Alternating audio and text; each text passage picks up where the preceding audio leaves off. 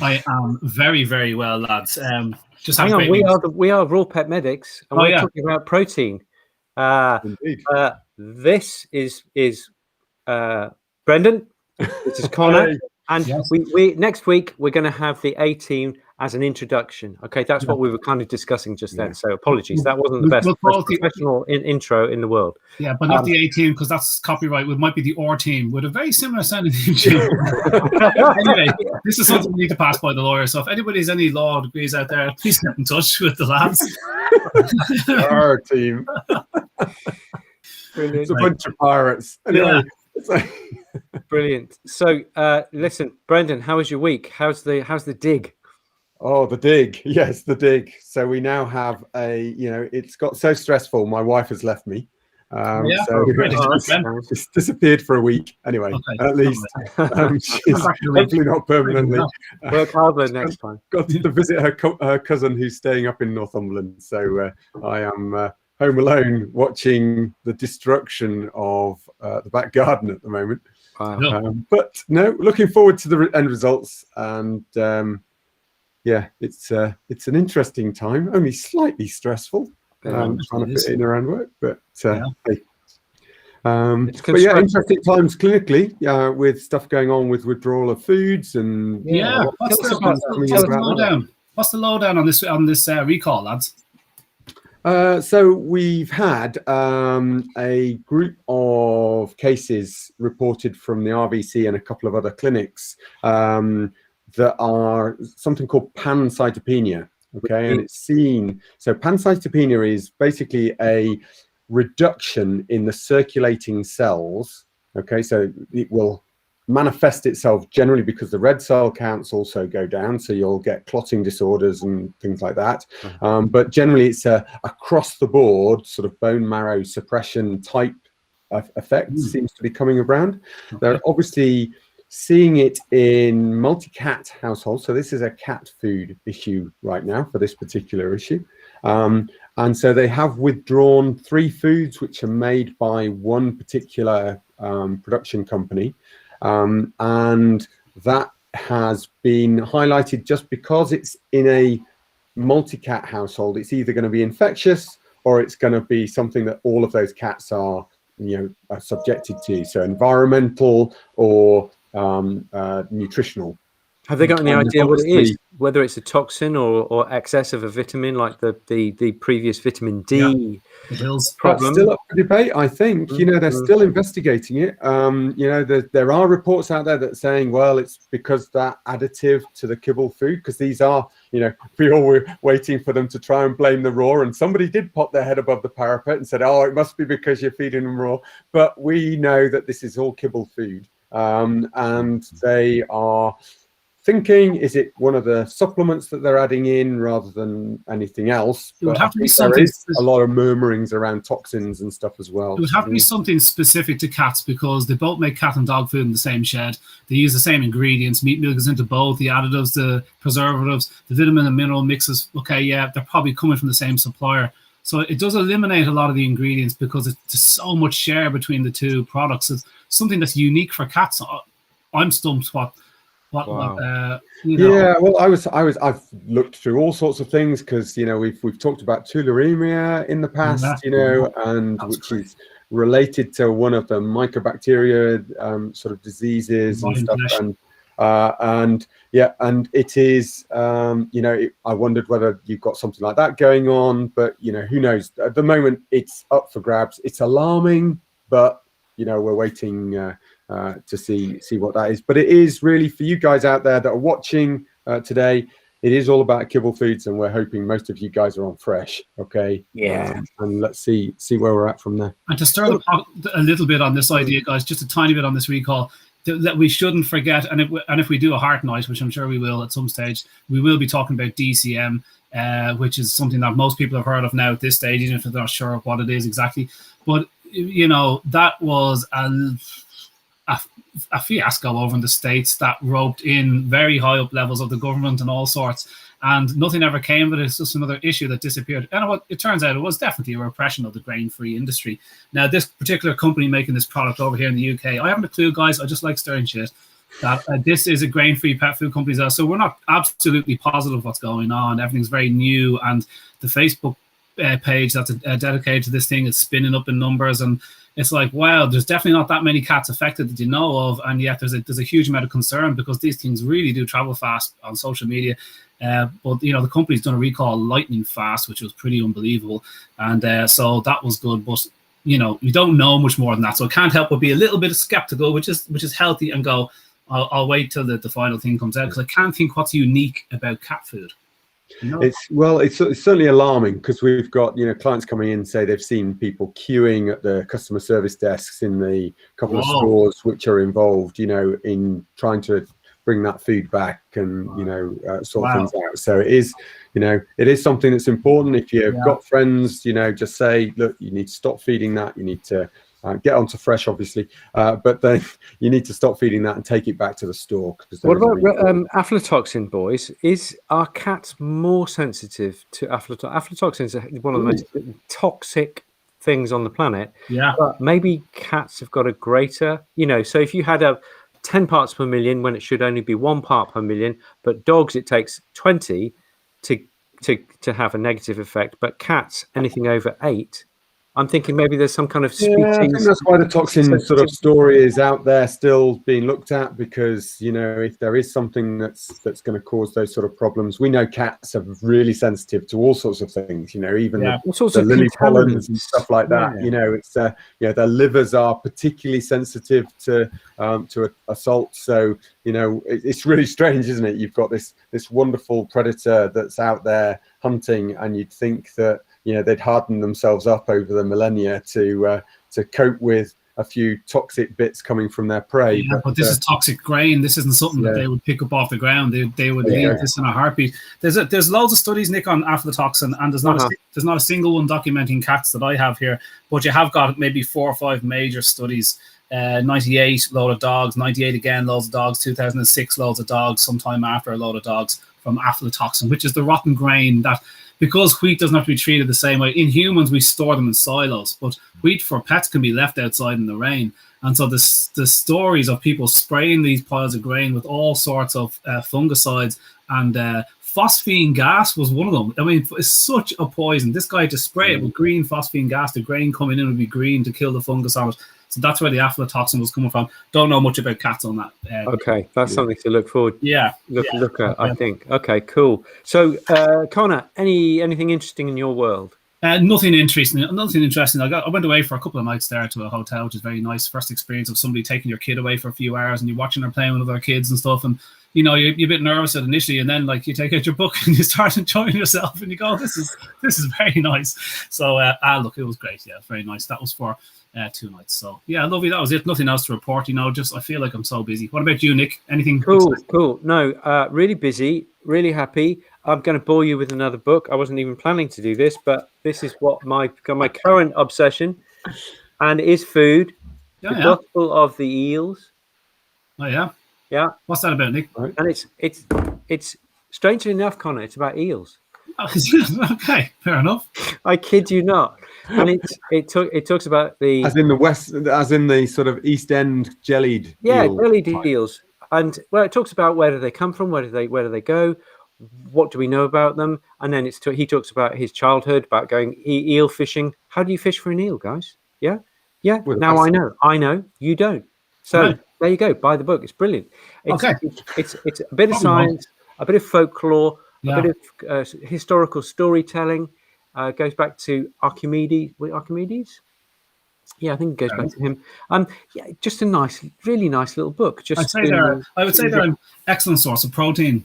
If I was to ram in the subject of the night. Actually, thanks to everybody on patreon.com. As always, you'll find us at Raw Pet Medics, patreon.com. We do actually talk about certain subjects each night, so that's where we kind of get our recommendations from. We're going to be due a poll soon because we've done the 3 topics, I think, guys. We're doing hearts next. We're doing hearts next. Oh, very good. We can talk about the DCM nonsense next week. I'm definitely doing that. Okay, so let's talk a bit about protein, guys, the subject of the night. I have a feeling that this is going to be quite a broad one. I wonder will it end in a 2-parter, but if I could start as a general introduction for people that are watching, I think a lot of people are kind of a bit confused and at the same time a bit almost like over stressing about some things, and like you're so worried. Amino acids and things have made their way to the front of labels, and it's quite confusing. You know, we're no longer eating fat, we're eating omegas, and we talk about omega 3s and 6s, but they don't know there's just a huge array of others. And so I wanted to bring it back a little bit just to show you how little we know a bit about of protein. And starting off, I don't need to beat this drum again about the new low protein norm in dogs, because if anybody wants to go back and have a look at the carbohydrate videos that we did, the two of them, you can see how desperately poor the science is for dry food manufacturers, why they use high carbohydrate diets. There's not a jot of evidence that would back that stance up at all. It's just you prove we're wrong. And it's very similar with protein, but it's just even worse. The dearth of information on low protein diets is staggering. So protein is really important in everybody, but you have to assume in dogs, because dogs, it comes from the Greek or Latin, comes from the Greek word proteus, which is of prime importance. So it's really, really important protein. They knew it always. And dogs eat an awful lot of it, even compared to us. We at least eat plants, which brings with a lot of carbohydrates and whatnot. Dogs eat animals, other animals, and a little bit of plant material. You know, that's another debate. So they eat a very high protein diet, because most animals in the wild are lean for a lot of the year. Sometimes they're a bit fattier, but they eat a lot of protein and a little bit of fat. That's their diet. So you would think that these animals are brilliant with protein and probably needing a lot of it.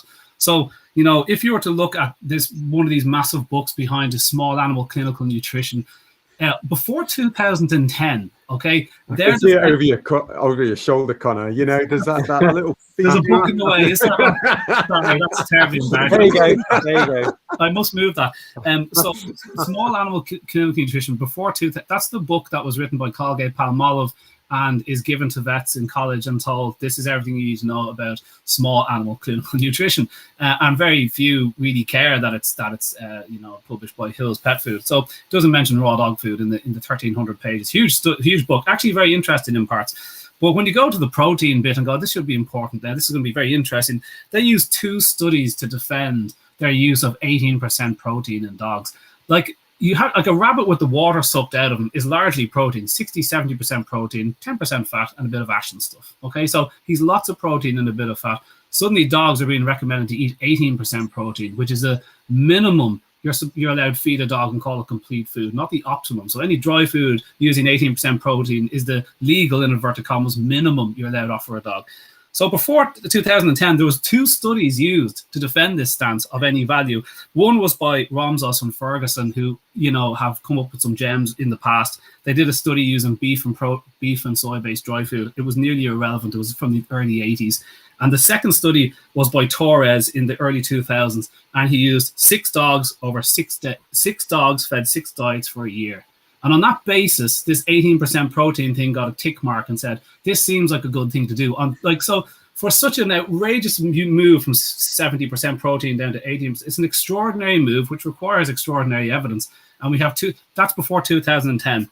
In 2010, they just did away with that. That was getting too complicated for people. So in this 1,300-page book, in the 5th edition, they start talking about the absolute minimum dietary protein requirement of dogs. So it's gone from being a minimum to the absolute minimum. Why are these books so obsessed with minimum protein? You know, where is optimum gone? They go on to talk about the 18%. Now it's 8% dry matter protein. Dogs can actually exist on 8% dry matter protein. And it doesn't matter what the rest of it is. It doesn't matter if the rest of it is sugar or Skittles. It's fine as long as the 8% protein is in there. And with that 8% protein, Connor, does that all have to be animal protein? No, or can you use like 50% soy? There's no definition on how much animal protein needs to be in pet food. It needs to be yeah. So if you don't use, you're allowed to use 3 to 4% meat meal, and if you say with beef or with chicken, you have to say 3 or 4%. But other than that, you know, if you don't write, you just wouldn't write beef or chicken. You'd make vegetarian dry food. So AFCO kind of they had this one study in defense of that anyway, in this 8% dry matter thing, and it was just an utter nonsense. For older than 50 years, I think some of the studies were to defend it. Anyway, the point is, there's bugger all protein being used in dry food, but I think more interesting is the fact that nobody ever asks what the protein is. You know what I mean? People see a picture of a beef or of a cow or a chicken on the front, and like we kind of know that's not in our chicken nuggets, okay? Even though they do say they use 100% breast meat in some chicken nuggets, and you kind of know when you eat a Frankfurter, I'm eating bum here. You know, I'm not eating thigh muscle or whatever. So you kind of need to start asking the questions, because if I told you what some of the ingredients were in dry food, I mean, they're included in the meat. Okay, check this out. You are allowed to include hair, this is in the States, hair, dehydrated food waste, dehydrated garbage, dehydrated rumen contents, dried poultry waste, dried swine waste, not containing less than 20% protein, 35% crude fiber, wood shavings, and everything else. So this stuff is permitted in dose in the meat meal that's being made for dry food. So people are starting asking the right questions, because if I was to show you, you know, engine oil for my fat and carbohydrate was the fillings of a pigsty, and the protein was an old boot, this was the dry food I was selling you, you'd ask some questions and go, well, Jesus, I don't want to spend any money on that. And I go, well, now you're asking questions. Because a blog post I did last week, I was holding bone meal in my hand in the garden centre. The guy my plants were going yellow. They were starving, apparently. I didn't know whether, I thought it was a summer coat that they had.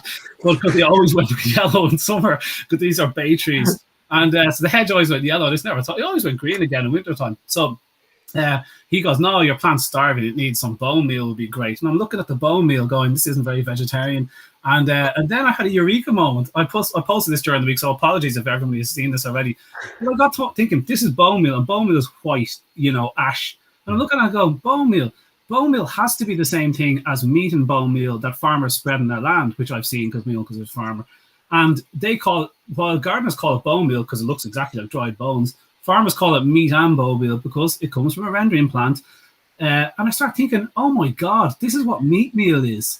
Because unless dry food companies are buying a different rendered meat product, which they absolutely aren't, they don't have their own rendering plants. These plants are colossal. They make one product. They stew up the waste and you buy the grey gloop from underneath, which is the sunken bones. It stews up waste from the meat industry, which is largely bones. They don't make money throwing meat muscle to the rendering plants.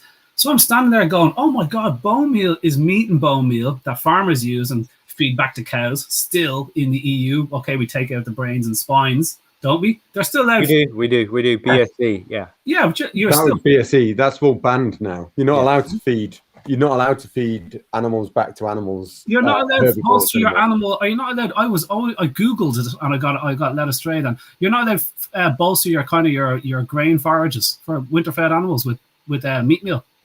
No, it's for swine and any TSE risk animals. You're not allowed to put them back in anymore. That's not, even though they've taken the brain and spine out of the kind of rendering process. Oh, that's interesting. That's heartening to hear. Anyway, that's good. Because they used to use it as protein bolstering for the feeds.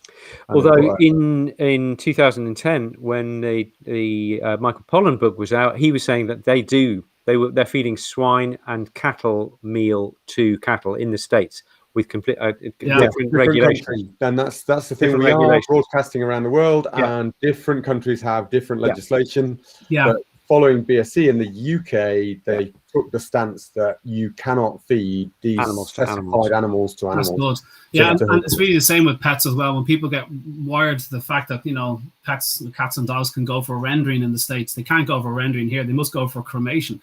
But in the States, there's plenty of rendering companies that take cats and dogs. So staggering amounts. In 93, the New York Times had a 7 to 9 million cats and dogs went for rendering.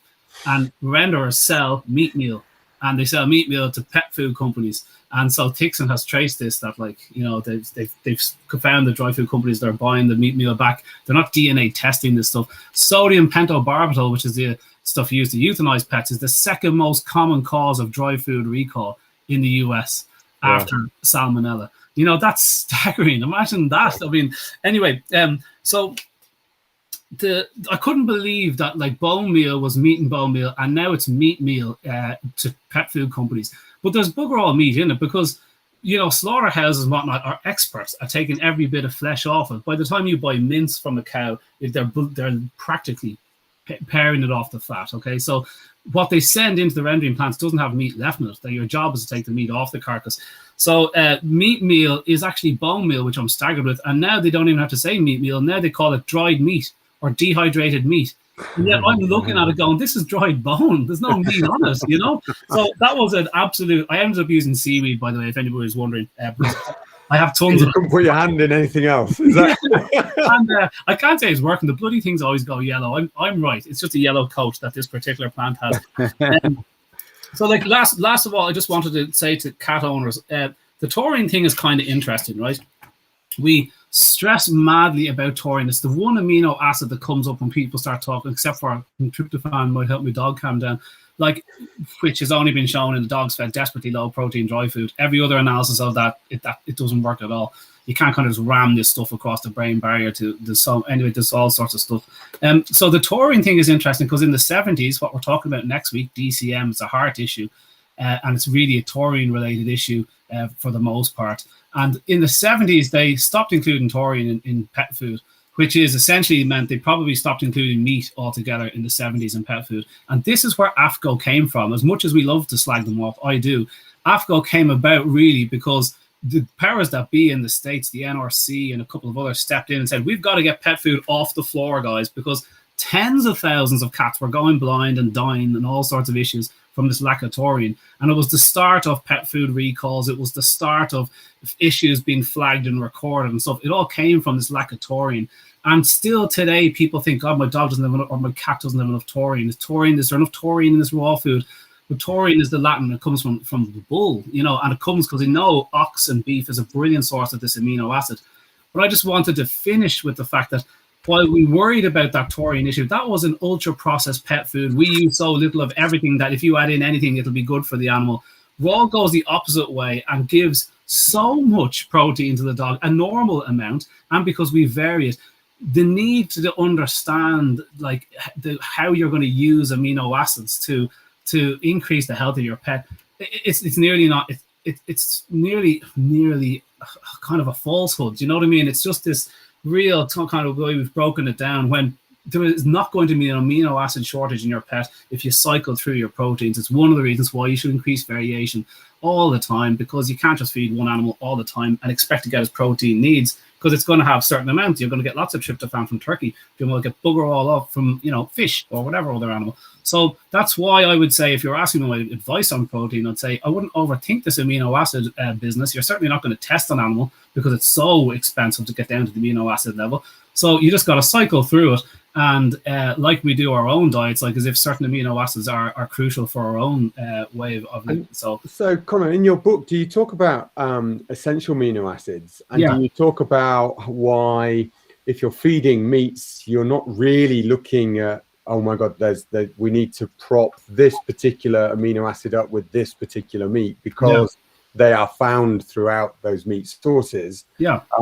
Or because really, we talk then about certain plants seem to be deficient in certain essential amino acids. And we therefore are concerned more on that, because obviously as an animal, if you're an animal and you're made up of proteins, you're going to have all of those essential amino acids within you. So if you're a predator, you're going to collect those from that source, as long as you haven't corrupted it with a load of processing. Which is one issue aside, which is why they add taurine back to these processed foods. Absolutely. If I don't get it wrong. So what plants would you be particularly, because we speak to lots of vegetarians come on and ask, why can't we give certain vegetable proteins to our pets? What ones would you say are alarming with deficiencies? Do you have a requisite for that, or do you just? I don't, but I went for a very quick Google as you're speaking there, and I went for the very first one, taurine, because they knew thousands of years ago probably, but they knew that taurine comes from eating meat, from eating red meat, and particularly eating beef. And I was looking for a vegetable source of taurine. They said there's no vegetable source of taurine. It's only from animal foods and dairy. And it's kind of like I'm pretty sure a huge lot of the essential amino acids, I think there's 7 or something of the 13 or 14 that they know of, that they consider, 7 of them are essential to the dog. They have to get them, and they're all found in meat. And I bet you if I went through them all, I'd imagine plants would be very low in a lot of them. I can't imagine the precursors of taurine, which is methionine and cysteine. I can't imagine there's a whole lot of that in plants either. So yeah, you're spot on there. That would be something that they would add in and hope that their conical flask taurine is as good as real taurine, which I'm sure one of you is going to talk about. Yeah, and I would say that I have not come. There's lots of diets out there that claim to be vegetarian for cats. And I go, but actually taurine can only come from a meat source. I've not actually come across a non-meat source of taurine. So I'm pretty sure that therefore, in order to get that, you are not really feeding a vegetarian diet. However, we don't endorse feeding cats, definitely a vegetarian diet, and I would go as far as a dog shouldn't be fed a vegetarian diet. If you want a vegetarian pet, get a rabbit, get a goat. I'm really serious about that. Totally. And there's lots of other proteins in that we don't talk about creatine, spermine. Like there's just so many enes that people crack up on when they're going to the gym, you know, and it's just like, how much creatine does your dog need? And it's like, oh, I don't know. It's not in it though. It's not in pet food. We don't add it in. They don't add spermine in. They don't add glucosamine, chondroitin. That's a benefit for older dogs. It's like all these are really crucial bits that come from eating meat on the bone. So meat's not just protein. It's not just essential amino acids. It's a sink of everything that animal was eating. All the bioactive compounds that your animal is not finding out and about is found in the bits and pieces of the animal you're eating. So this idea of carbohydrates, protein, fat, even amino acids, omegas, it goes way deeper than that. It's a spider web of nutrients we can't even pronounce. And, you know, it just gets too complex. So why bother looking much under the hood, you know, very roundy, good quality meat and get the benefits of everything that's in the meat. Even blood alone has all these opioid-like substances that calm carnivores down. And we don't even talk about blood. It's just like, you know, it's so complex, protein anyway. That's all I have to say. It's very complex. Don't bother thinking about it. Also, if we're talking about protein, I don't think we should be talking about protein. We should be talking about meat. Yeah. That's actually the food. Otherwise, we're scientizing, we're nutritionizing this stuff that we put in our faces. Yeah. So I think we should be talking about meat, and I think we should be talking about grass-fed meat for the welfare of the animal from which it comes, but also the nutrition involved in grass-fed lamb and grass-fed pig and grass-fed cow is completely different. You're getting omega-3s that you'd think you only ever get from fish and flax. You're getting vitamin C that you'd only think you'd only get from oranges, but you're going to get that in that grass-fed product. It is completely different.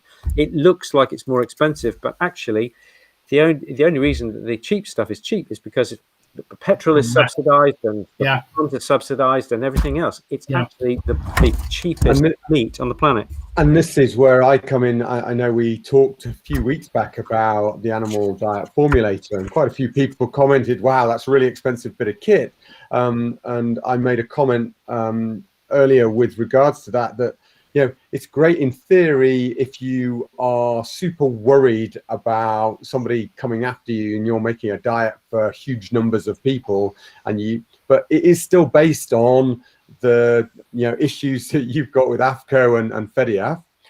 It's also doesn't differentiate pasture from intensively reared farmed meats. It doesn't look. It does on some of them. Some of it says right. Well, certainly a lot of them don't. And I was even talking to the guys from the Animal Diet Formulator, and they actually turned around to me and said they don't believe there's enough difference in their eyes on their measures for putting differences in between pasture reared and across the no scheme. Way. Surely not. Because they don't necessarily go into all of the micronutrients in each element.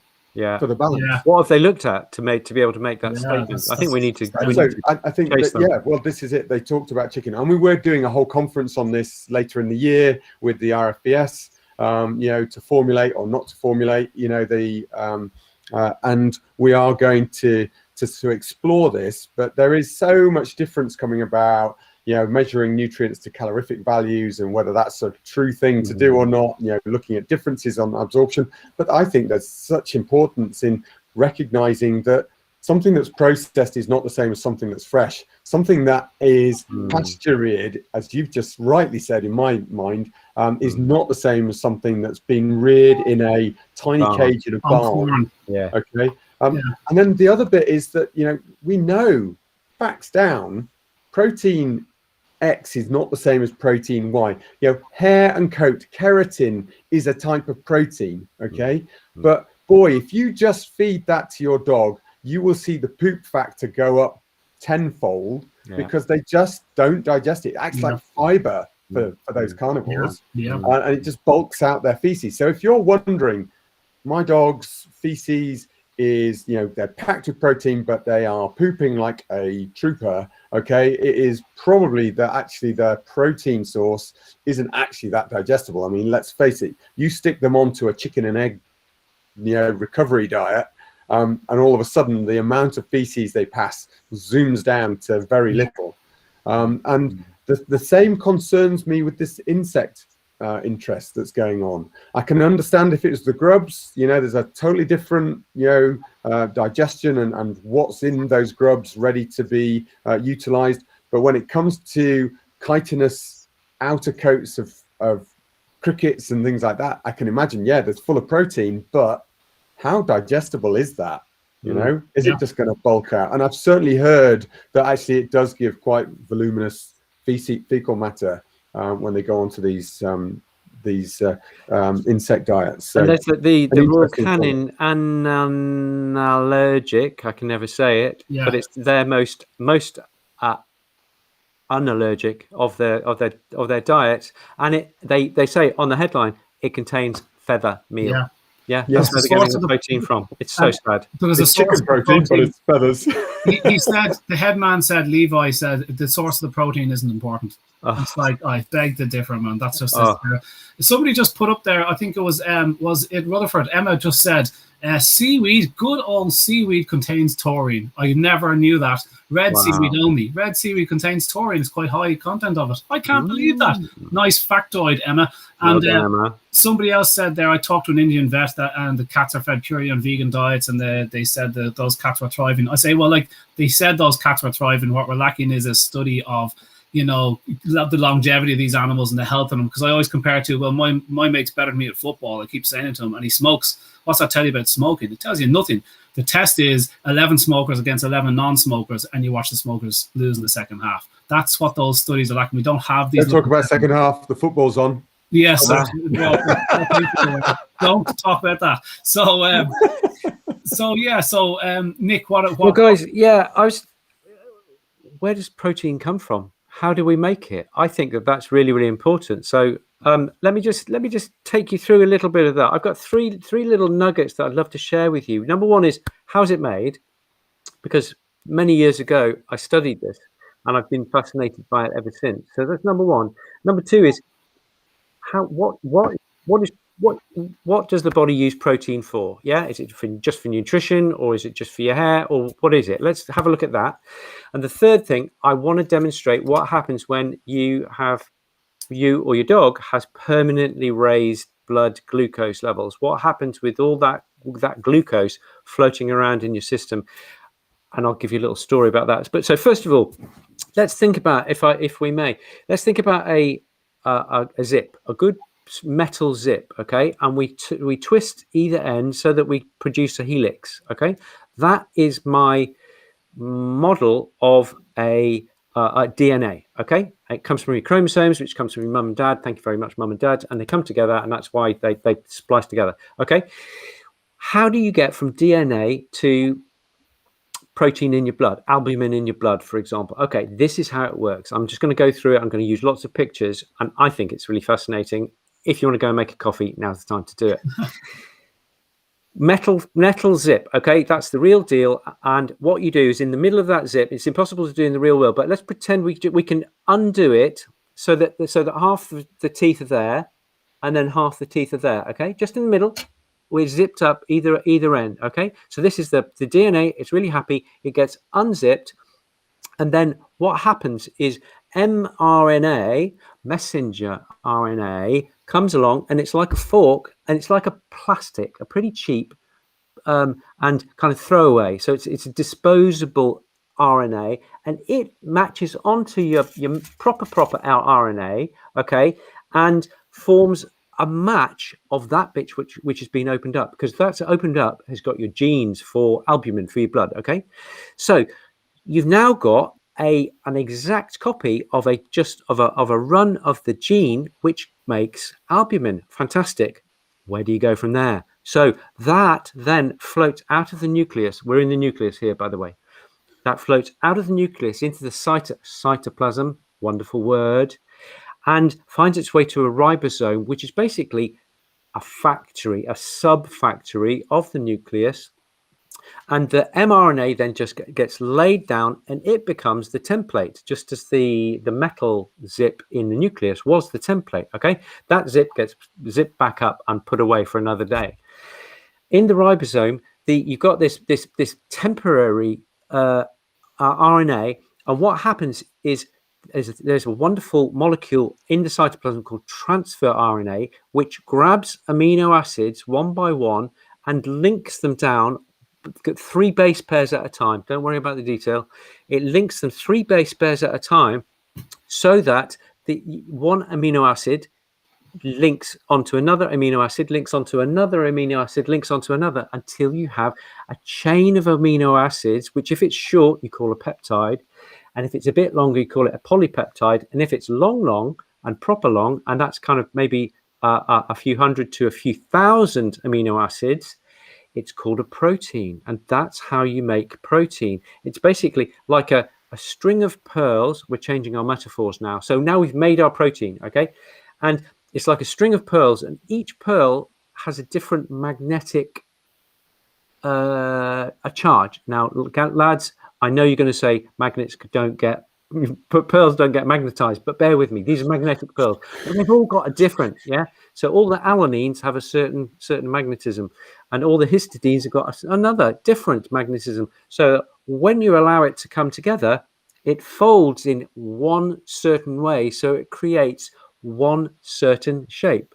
So when you transcribe albumin from the nucleus, it will, and this is the amazing thing about it, with incredible reproducibility, like 99% reliability, always produce this one complex molecule called albumin, and that is then transported out of the cell that it was made in into the blood, where it thickens the blood. Happy days, everybody's happy. Don't you think that's amazing?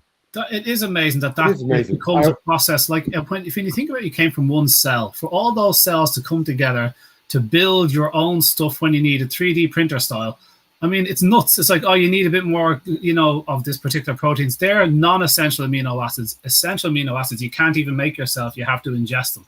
Is that so? I assume that they're non-essential amino acids, Nick. That's how you make.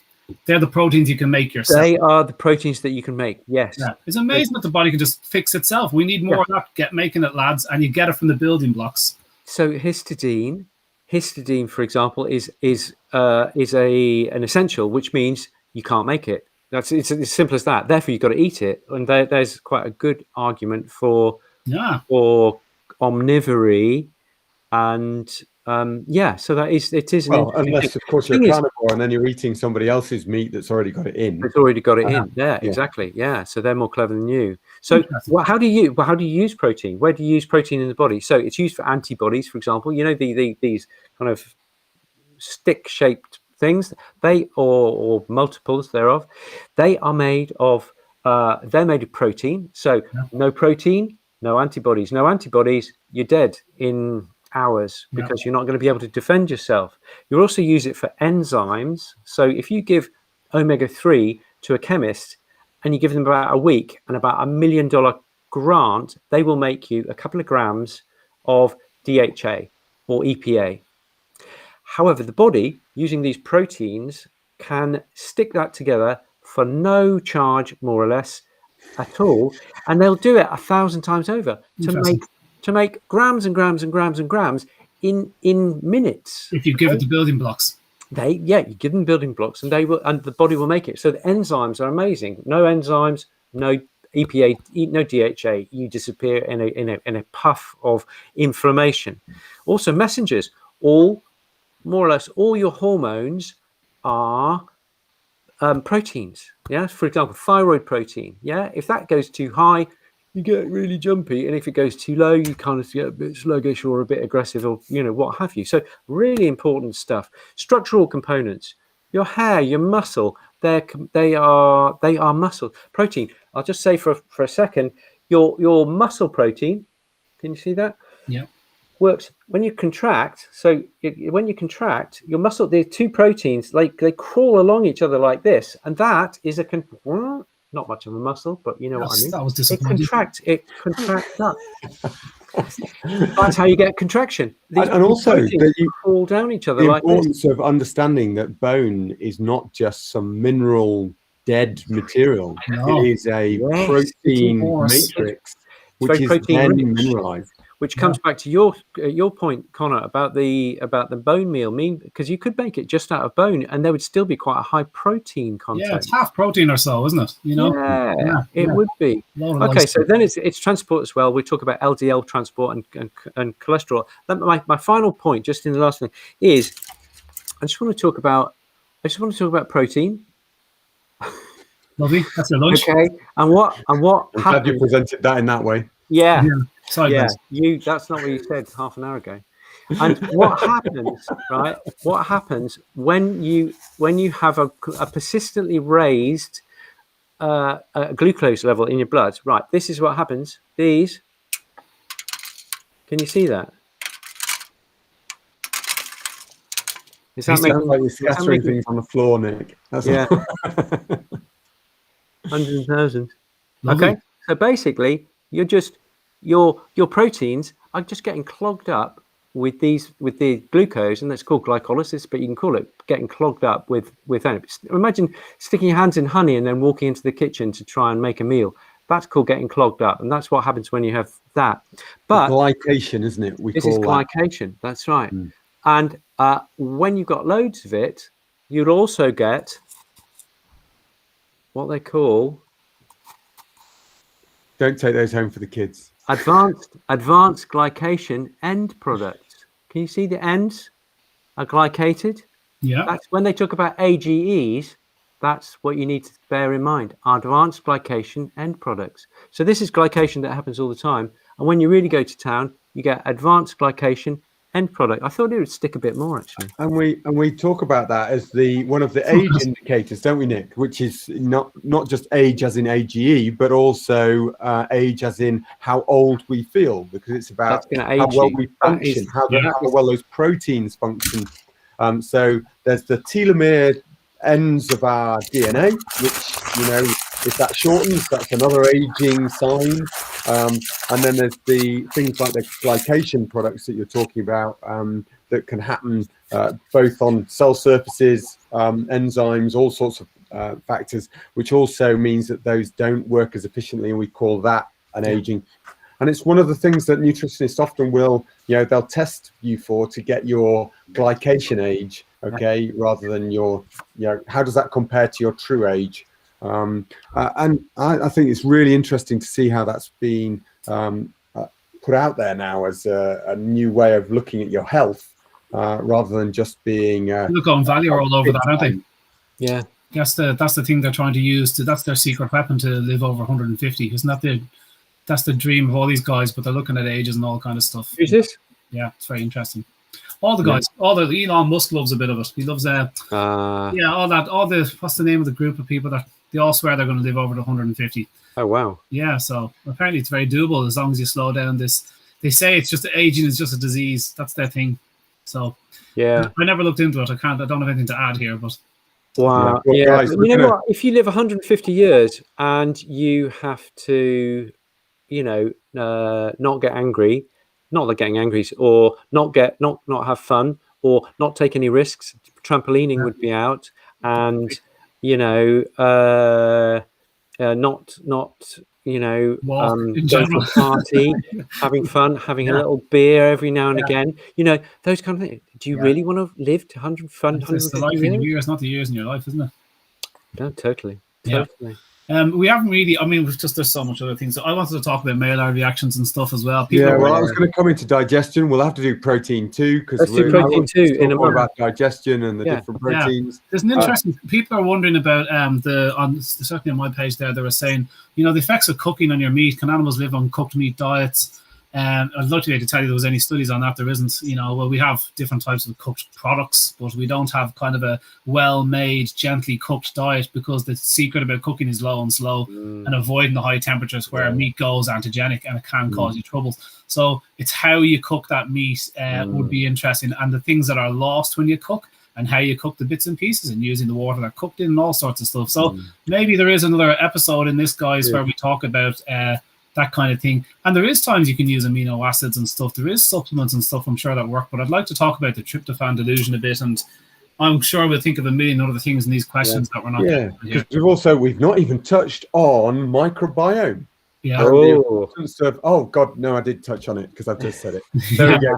So there's the stuff about microbiome. There's also somebody did ask the question about how do we avoid that. So what dried foods avoid that Maillard reaction? Because there are some out there that do the air dried 40 degrees and less.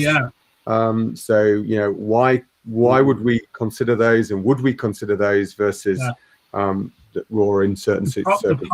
The problem with all the low temperature cooking ultra processed foods is that they have to have a bacterial kill step. So if you're taking meat from the meat industry, and everybody on the inside knows, if you've ever been a manufacturer, that your meat is not coming in with zero baddies on it. It's simple as that. It's not, unless it comes from the Mir space station. It's not. It doesn't. You don't blow zero. In fact, if your meat comes in with zero, and I've tested a few foods that have zero on it, zero life, you should have more questions than that's not to be celebrated. It's like, how does this have no life on it? That's worrying. So I've asked a couple of the higher ends. One of them in the US were very disappointed. I won't name them, but I might name them next week. And a couple of the cold press guys here who say they don't cook over 70. And I say, okay, so it's either chemicals or heat. How did you kill the bacteria in your product?